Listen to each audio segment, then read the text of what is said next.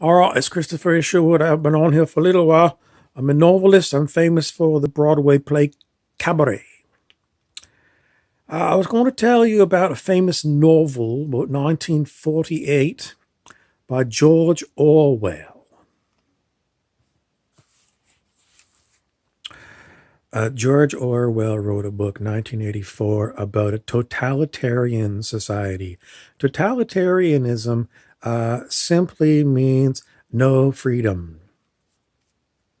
And strangely, he was inspired by perhaps Nazi Germany and the Soviet Union, which were two of the belligerents in World War II. Belligerents means those who are fighting. I keep trying to explain some of the vocabulary as I go because there might be some young people who don't understand some of the words that I'm using.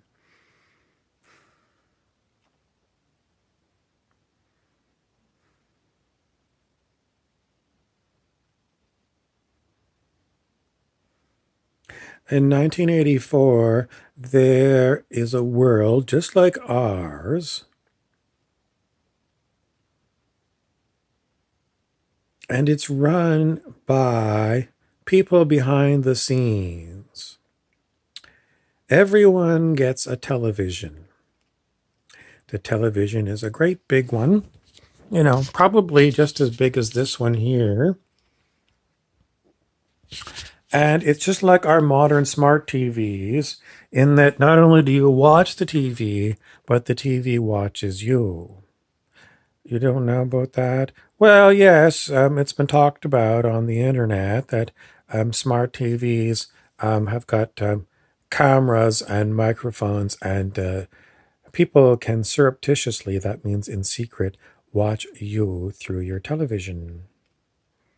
We already know the same thing can be done with your tablet and your cell phone.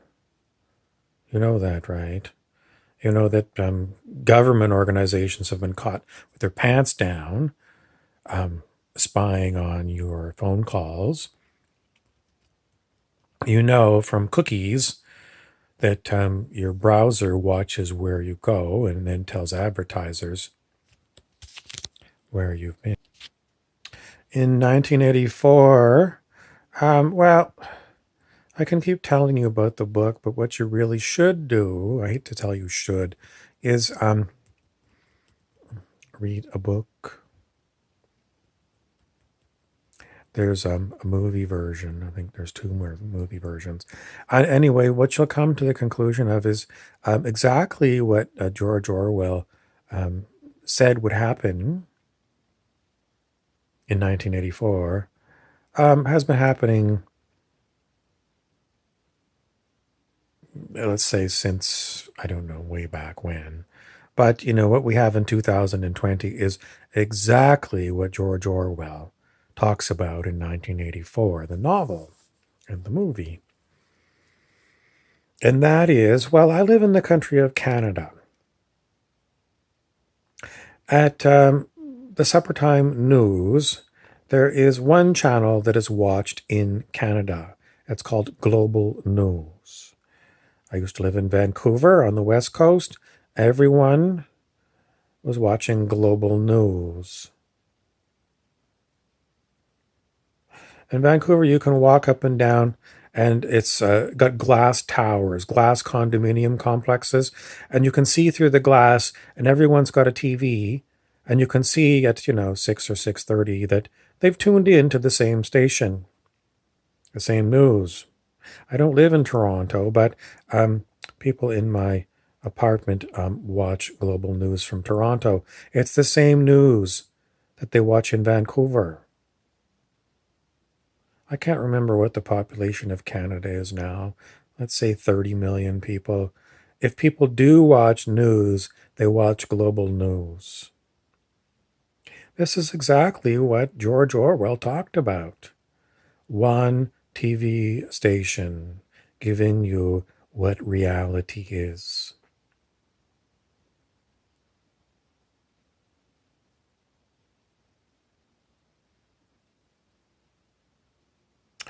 It's a incident in that, well,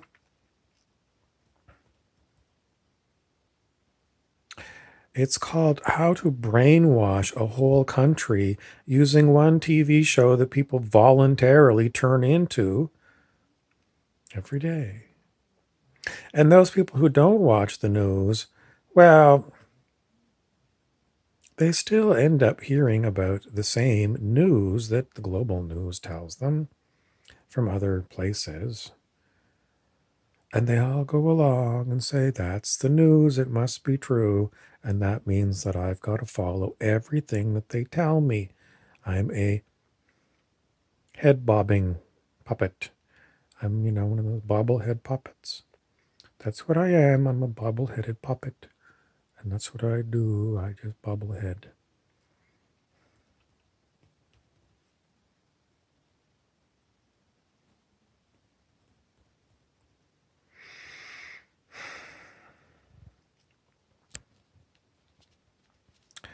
Um, I don't know what else I was going to tell you. I'm looking in the camera. I went for a walk and I really look red. I walked for about an hour. I'm very sunburned. That's exactly how things are today.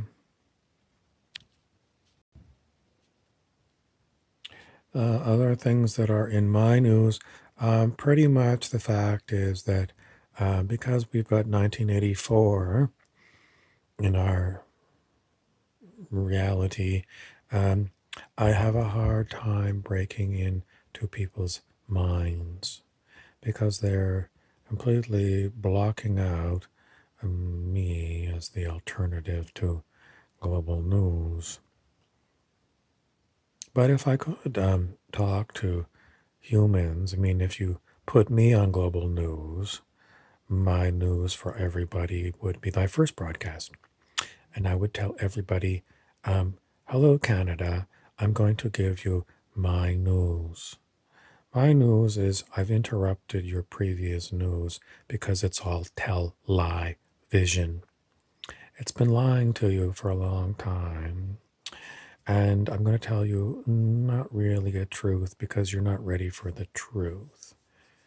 It's just that you've been lied to for so long, you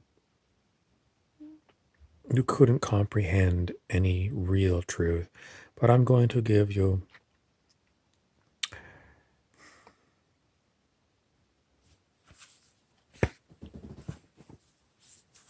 Oh, it's Christopher Isherwood here again. Well, if I'm writing a play and this is what I've got a newscaster who's going to give you something other than your regular news, and he says, I can't tell you the truth because you couldn't really comprehend it, then I'm kind of stuck because my newscaster stopped. And I've got to have the newscaster say something. So as a novelist, maybe what I'm going to do is I'm going to do a flashback.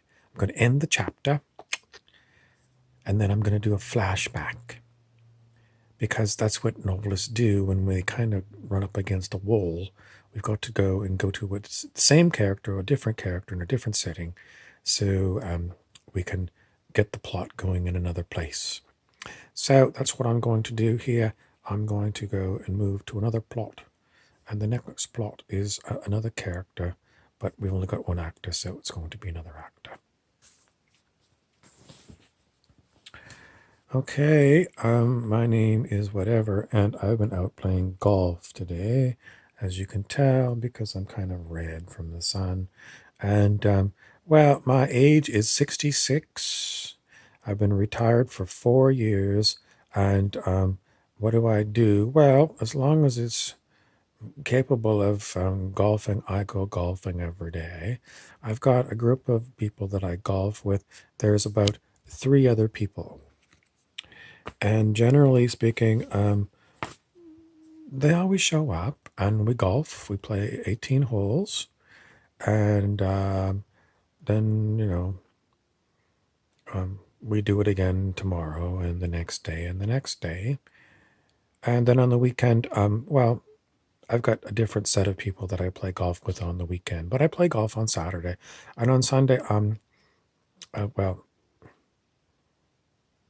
sometimes I go to the golf store and buy some more tees and balls. But then, Sunday afternoon is nice and I go golfing. And I plan on doing my golfing life until I can't golf anymore. And generally speaking, probably I'm 66, probably till I'm 80. Till I'm 80, I'm planning on golfing every day.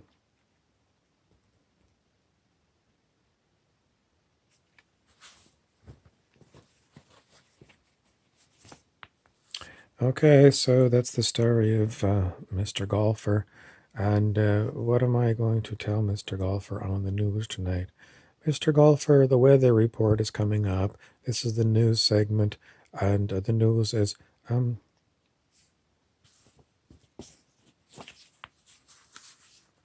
hey, Jack.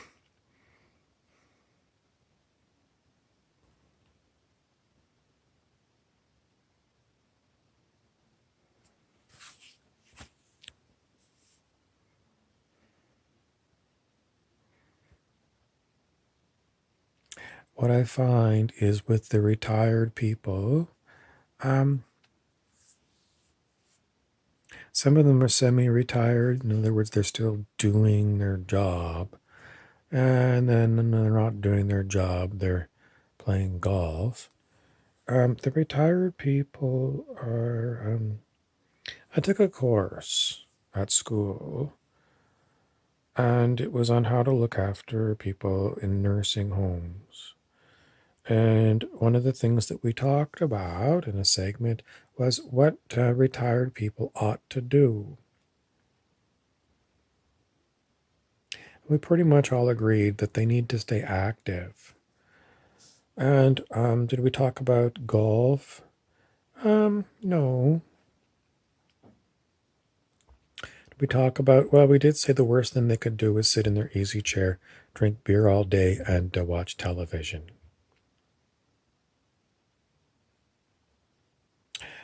I knew someone when they were younger, they said when they retired, they were going to take up painting. Someone else said, I hear that when you get to be 65, you can go to university for free. And, I've always kind of wanted to go to university.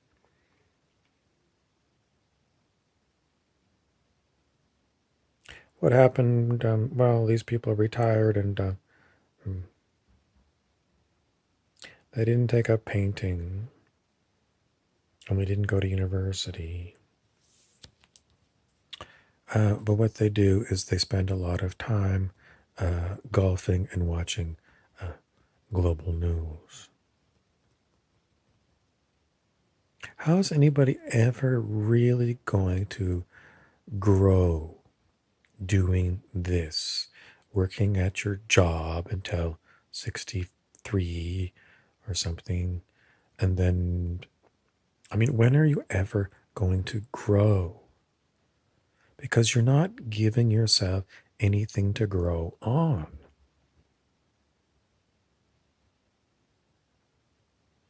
You've got a routine that you do the same thing over and over and over again.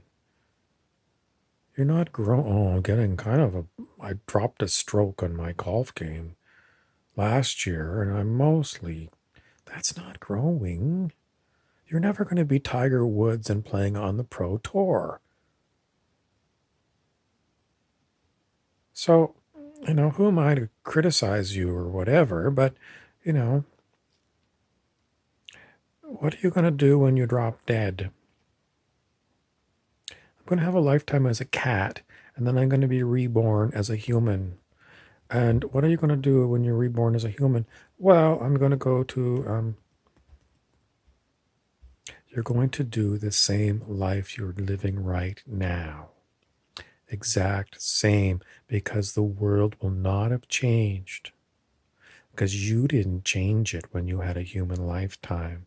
And even when you were retired and you had lots of time on your hands, instead of getting involved in changing things, you went golfing till you dropped dead. Why do things need to change? Well, people keep telling me about some friend of theirs committed suicide or had an opiate opiate overdose, or they had a horrible thing happened to them. Everything was going really well, and then it turns out that they had. Um, anyway, the whole thing is pretty much people tell you these news things, and then they go on, with what's on global news, and you know, am I up to a game of golf today?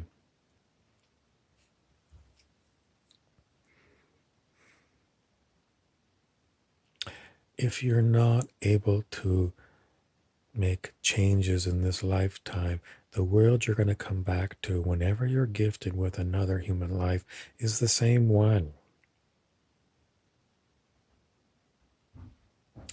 Maybe they'll let me know. The whole point of you coming to Earth the first time round was to be here and grow. And to grow, it means you've got to participate and make changes. If your participation is, I'm not going to make any changes, then you're going to come back to the same world. Because your job here as a human is to participate, to grow, and make changes.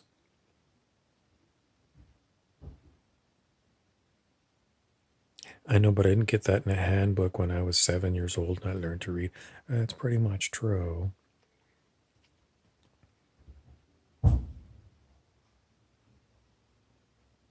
What kind of growth am I talking about? Consciousness growth. You need to understand the world that you live in. You're not going to understand it from global news because they don't tell you. What they tell you about is, well, there was a white cop that beat up a black guy in Minneapolis today, reminiscent of Rodney King incident in Los Angeles. I don't know how many years ago that was. Let's say 15, 20 years ago, Rodney King riots. Same thing's happening in Minneapolis. The news tells you that. So, has anything changed? Well,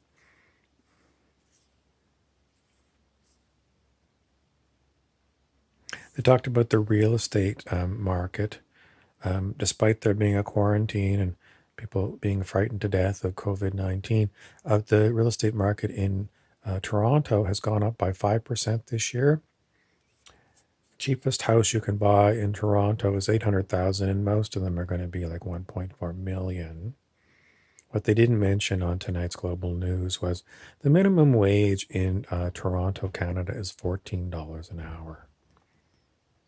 How are you going to work at $14 an hour and afford an $800,000 house? Maybe you could get into, no, I don't think you can even get into a condominium in Toronto. Why is it that wages have not kept up with the real estate market? I mean, you have to have a place to live if you're going to be in Toronto. Well, don't make a minimum wage. Well, the thing is that a lot of people, where are they going to go?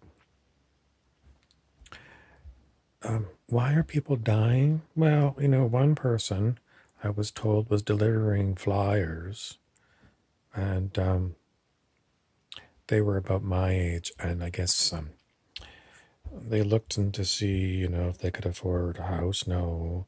Could they afford a wife? No. Never mind. Could they afford a car? No. What they did every day is they delivered some flyers because that was the only thing that was available. They were, well, then they killed themselves. And this keeps happening over and over again. And, the golfing people, they might hear about some of these things, but they don't really get the background on it because they don't engage their thinking cap and say,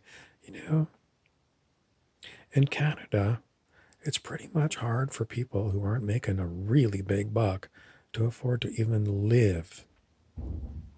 And people are dropping like flies either from suicide or they're getting addicted to drugs because they want to try and avoid the reality, which is pretty much the reality that I participate in. That is,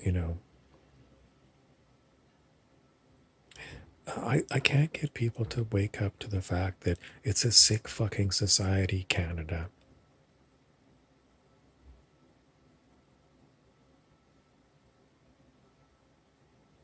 And you watch global news, and it's a bunch of fucking assholes on global news. They're fucking stories, the fucking people. They're fucking nasty fucking pieces of shit. All of the stuff that's really going on in the world, they don't want to report it. They report the same news that NBC, ABC, and CBS, and Fox, and CNN reports in the States. Same garbage people. They call it, they're not journalists. They're scum. And the people that watch global news every day, they're pretty much scummy people too.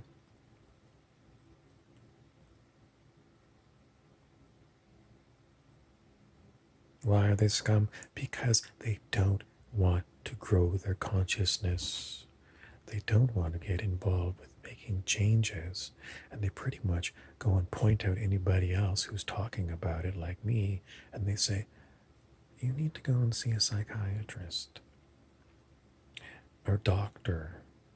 Oh, there was a thing on Global News today. It was about somebody who worked for the community mental health, and they were having a fundraiser.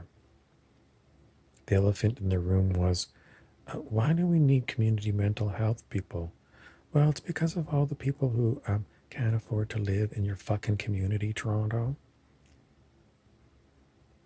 They need to see a psychiatrist and go on antidepressants. That's going to raise the minimum wage so much by taking antidepressants that they're going to be able to afford to get into the market that starts at $800,000 a year. $800,000 for a homer. You see what I mean? I'm kind of losing it. I got to change to a different hat. It's Christopher Sherwood here again. So I had to change because the actor flubbed his line. I just want to continually remind you to subscribe and share. Why? Well, we're the alternative, the only alternative to mainstream news. Not so much, but it's my news. I don't want to finish it. I guess we're going back to the golfer. The golfer has finally decided that he's too sunburned to go golfing today. He's going to take a day off and stay inside.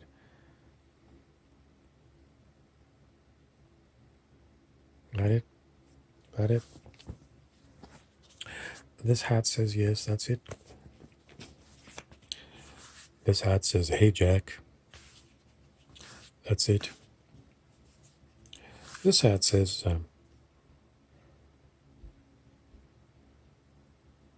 tennis anyone?